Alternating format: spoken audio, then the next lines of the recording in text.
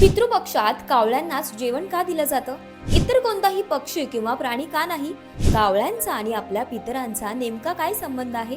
असे प्रश्न जर तुम्हाला पडले असतील तर ही रील तुम्ही पूर्ण बघा.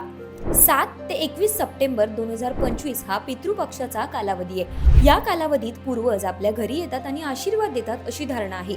पितृपक्षात पूर्वजांचे स्मरण करून कावळ्यांना भोजन देतात.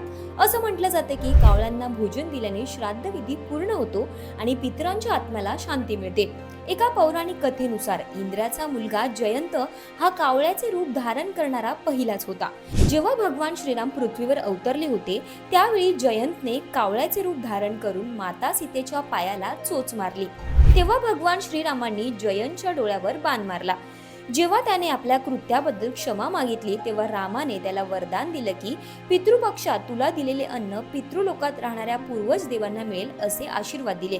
तेव्हापासून पितृपक्षात कावळ्यांना भोजन देण्याची ही परंपरा शतकानुशतके सुरू आहे अशी आख्यायिका सांगितली जाते.